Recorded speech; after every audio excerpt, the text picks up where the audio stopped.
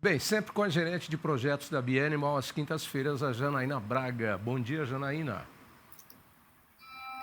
Bom dia, Tavinho, tudo bem? Tudo bem. Hoje ela vai conversar com o pesquisador pós-doutorando do Grupo Ético na Unesp de Jaboticabal, o Joseph Khaled Cedênio, e vão falar sobre o efeito do temperamento na venda dos animais em leilão. Bom dia, Jonathan. Bom dia, Tavinho. Bom dia, Janaína. Tudo bem? Tudo bem, Bom pai. dia. Tudo bem, vamos lá. Eu só queria deixar registrado aqui antes, Janaína, que hoje é 11 de setembro. Diga. 11 de setembro é uma data muito importante, foi o dia em que a Terra parou. O 11 de setembro de 2001, com os ataques terroristas ao World Trade Center nos Estados Unidos e a aviões. E foi um dia muito marcante dentro da minha vida como jornalista, porque eu fui a primeira pessoa a colocar no ar as imagens do primeiro prédio já sendo incendiado. E colocamos no ar, fomos a primeira TV, inclusive. Eu era do jornalismo da Band naquela época.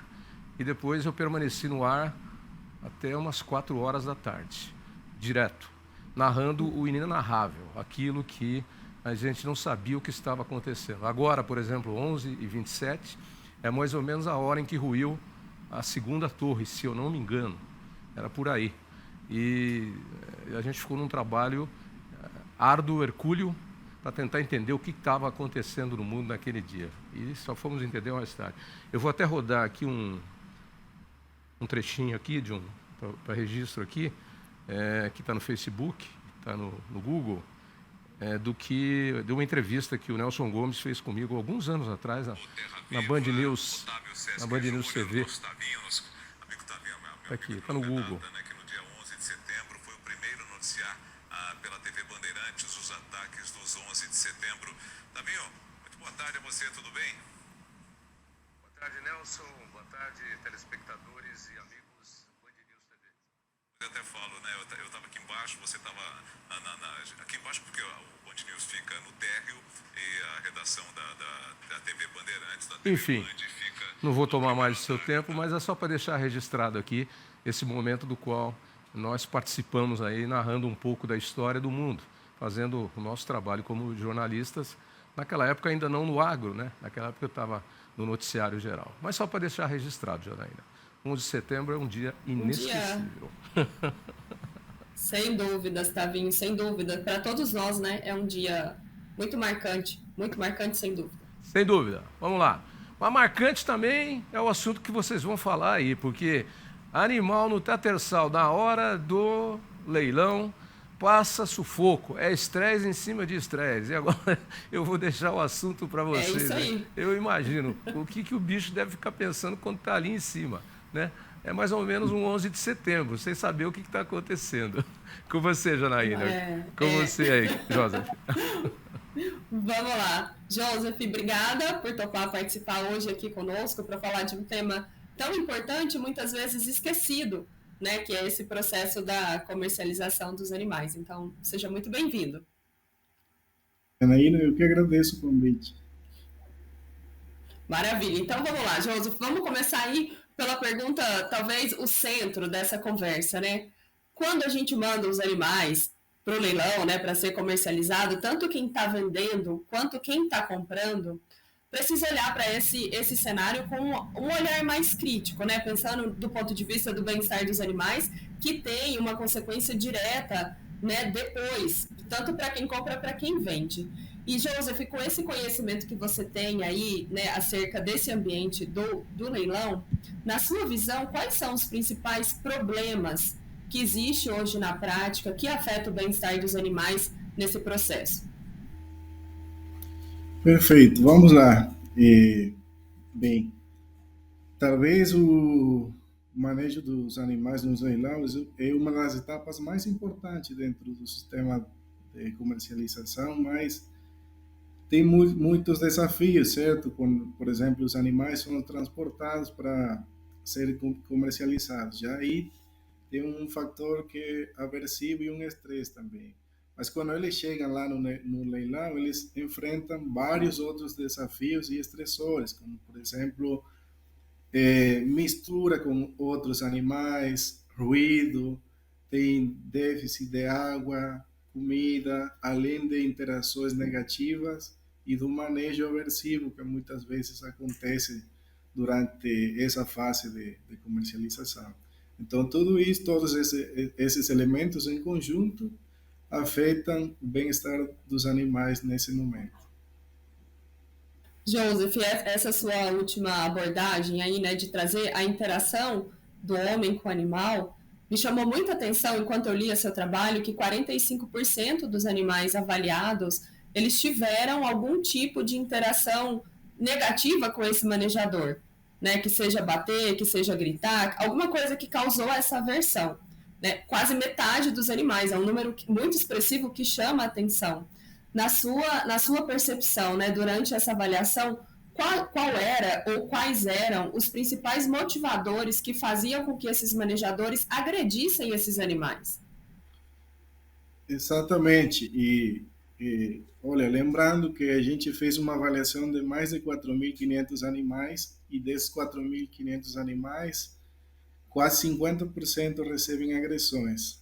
E só para fixar aqui, a gente aumentou esse valor para mais de 75 mil animais comercializados e esse valor foi mais expressivo ainda, sendo que mais de 90% dos animais exibem pelo menos uma agressão com um objeto de madeira quando entram lá na caixa ou no box onde eles são comercializados. Então isso é bem preocupante e talvez uma das coisas que ou dos agentes que fazem isso acontecer é esse momento de comercialização onde o leiloeiro quer apresentar o animal e normalmente o gado tem que praticamente ser, como eles falam lá, modelado, né? Certo? Então, eles se preocupam por mostrar o animal e aí acabam usando algumas formas aversivas para fazer com que o animal seja apresentado para o público que está interessado em comprar aquele animal. Então, isso acaba afetando diretamente os animais por conta das agressões que recebem. Né? Certo. E Joseph, outra coisa que chamou bastante atenção e que é curioso, né? De ver que a ação do manejador negativa, ela vai afetar a reatividade desse animal, né? De forma geral, a reatividade é como ele reage. Então, ele tende a ficar mais reativo, ou seja, se movimenta mais, fica mais agressivo. E isso trouxe um dado que para mim é surpreendente. Né? Os animais que tiveram esse tipo de comportamento, digamos que mais reativo, eles tenderam a ser vendidos mais caros. Né? Qual que é a percepção que vocês tiveram durante essa avaliação? Né? O comprador, ele entende que o animal que se movimenta mais, que tem alguns comportamentos mais agressivos, ele é como se fosse um animal melhor? Isso. É interessante essa questão, né, da reatividade associada ao valor de venda dos animais. E eu lembro na época, esse projeto foi feito, só para lembrar, com o professor Matheus, e na época a gente discutiu bastante esse fato, né, que os animais que são mais reativos, né, durante esse momento, tendem a ser comercializados a um preço superior comparado com os mais caros. E talvez, Janaína, esse fato esteja associado a que as pessoas associam essa reatividade com o vigor do animal, certo? Um animal mais sadio. Então, acaba que, na verdade, isso aí é uma hipótese, a gente não comprovou, mas tem outros trabalhos em outros países, como nos Estados Unidos, onde ocorreu o contrário. Aí os compradores penalizaram o preço dos animais ou o valor dos animais que são mais reativos. E tem toda a lógica por trás disso, porque tem vários trabalhos e a literatura mostrando que os animais que são mais reativos ou que têm um pior temperamento, eles são economicamente menos eficientes, tanto produtivamente quanto reprodutivamente. Então aí a gente entra nesse paradoxo. Provavelmente existe um problema cultural em quanto a essa associação de reatividade com valor mais alto de comercialização. Mas isso deveria ser mais explorado em outros estudos. Mas na prática a gente viu que isso acontece em um grande número de animais.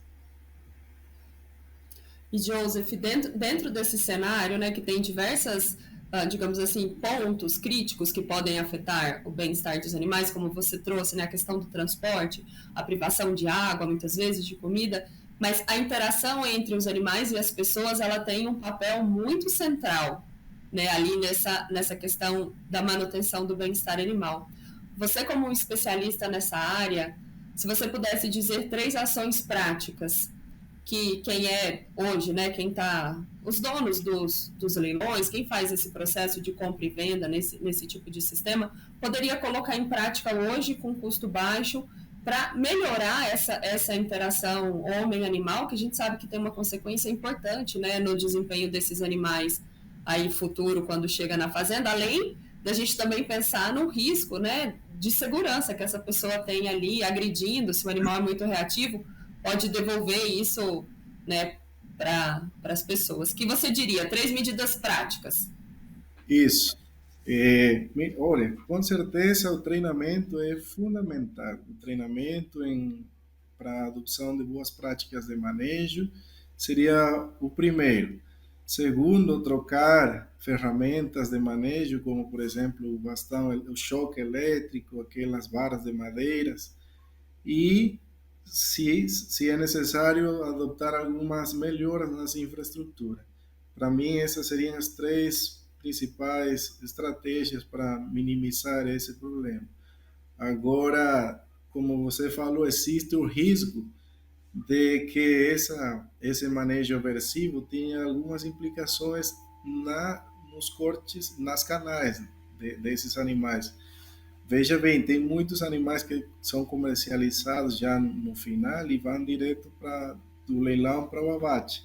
Então, pensando assim, existe um risco de a gente estar perdendo muitos quilos de carne por problemas associados a esse tipo de manejo. E Então, Joseph, na sua... Diga, complete. Então, só para complementar, essas 3 medidas, o treinamento dos funcionários e de todas as pessoas envolvidas na cadeia produtiva é extremamente importante, só para fixar isso. Como você vê a percepção de que tanto os compradores quanto os vendedores de gado farão aí nos próximos anos, né, aumentando esse nível de consciência do quanto que aquela ação de manejo ali impacta o retorno deles, né, tanto para quem compra quanto para quem vende o animal? Você acha que eles vão ter uma postura, digamos que mais firme para cobrar melhoria dentro desses sistemas de comercialização dos animais? Olha, eu acredito sinceramente que sim. De fato, tem uma pesquisa aqui no Brasil que fez uma entrevista para os produtores, né? E, de fato, as pessoas se importam por bem-estar dos animais e isso poderia interferir nas decisões de compra. Quase 70% dos produtores que foram entrevistados falaram que o bem-estar dos animais nos leilões poderia interferir, nesse caso, nas decisões de compra. Então, eu acredito que futuramente isso vai ser adoptado nas empresas que organizam os leilões. Só lembrando, Janaína, que esses dados que a gente fez foi com gado comercial. Então, quando a gente fala de um gado PO aí, da genética, então parece que o negócio muda um pouco. Então, acredito que futuramente esses estándares seriam adoptados nos leilões, com certeza.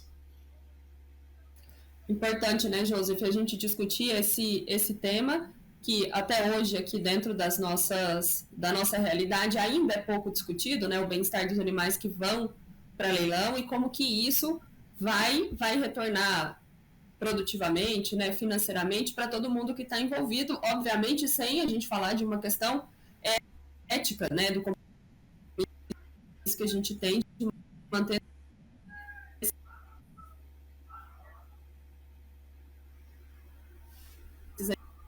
animais ali.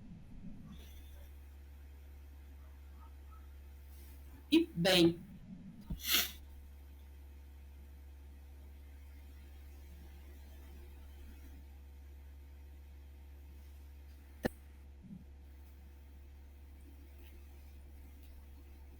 Travou tudo. Joseph, você me escuta?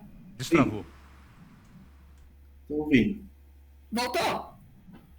Joseph, queria te convidar para deixar uma mensagem final para os telespectadores que estão nos ouvindo, né, para que aumente a consciência sobre a importância da gente olhar para o bem-estar dos animais que estão sendo comercializados nos leilões. Isso, eu gostaria aqui só fixar que o leilão talvez o lugar mais importante dentro do sistema de comercialização e não podemos esquecer que os animais aqui têm muitos desafios de diferentes índoles ambientais, de estrutura diferente, entre outros, e é importante a gente manejar os animais da forma mais correta, né, e minimizar o estresse. Lembrando que muitos desses leilões eles são transmitidos, né, então qual é a mensagem, qual é a imagem que nós queremos dar de nossa pecuária, quanto vale uma imagem negativa, né, e como isso repercute na cadeia produtiva.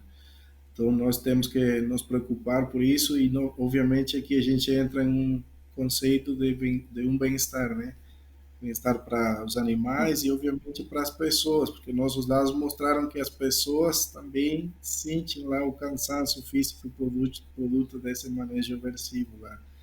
Então é bom para todo mundo, como o professor Matheus falava, bom para os animais, para as pessoas se cansam menos e para todos nós, e o ambiente também ganha com isso.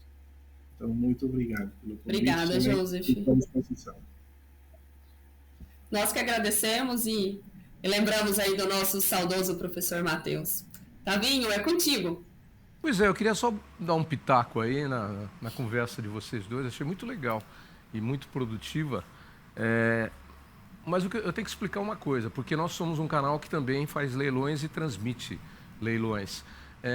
É que o leilão no Brasil, ele virou um show, entende? Como os americanos gostam de fazer show, os brasileiros se inventaram um jeito de fazer leilão, leilão de gado e de cavalo, que só existe aqui. E que é um show, tem música, tem barulho, tem locução alta, tem gente gritando. E o que vocês colocaram é muito interessante, porque isso aí vai totalmente contra o princípio em que, inclusive, já existe de bem-estar animal, de quando o animal vai ser abatido, né? Ele tem que estar tranquilo, ele fica num ambiente não tão quente, não tão inóspito, para que ele possa... Então, e o leilão é agitado, só que ele é agitado para a plateia. O coitado do bicho está lá no meio, na bagunça, no meio do show. E aí é ele que paga o pato. Esse é o problema. É o problema do leilão brasileiro, que virou um show. Transformaram o leilão brasileiro num show. Mas se você pega os leilões nos Estados Unidos, por exemplo, eles não são assim tão gritados, não. No sul do Brasil, uma vez eu acompanhei um leilão local, de gente local, leiloeiro local, na Expo Inter. E era tudo muito calmo. Olha, o animal tal está ali, vocês estão observando ele, X, Y, Z, né? Ele vem daqui, vem de lá. Qual é o primeiro lance? Aí alguém dava um lance lá. Eu até estranhei, eu falei, caramba, o que é? É leilão mesmo? Porque a gente estranha, porque está acostumado com esse tipo de leilão, que é o show, que é o que nós fazemos, né? Esse leilão de animais que nós fazemos. Ele é um show, ele se transformou num show. Agora, sobrou para o boi que está lá no meio, né? Sobrou para o boi porque o boi ficou no meio do show. De pensar no... O boi virou o Mick Jagger dos Rolling Stones no palco. I know it's only rock and roll. E a plateia pulando, né? É o show do leilão. É assim mesmo que vai ser difícil mudar. Mas dá para mexer em algumas coisas, acho que ainda, pensando em alguns pontos que vocês colocaram aí. Bem bacana. Gostei. Abraço, Joseph. Abraço. Janaína, abraço aí para você. Até quinta. E não esquece, Janaína. I know it's only rock and roll, but I like it. Like it. Yes, I do. Tchau.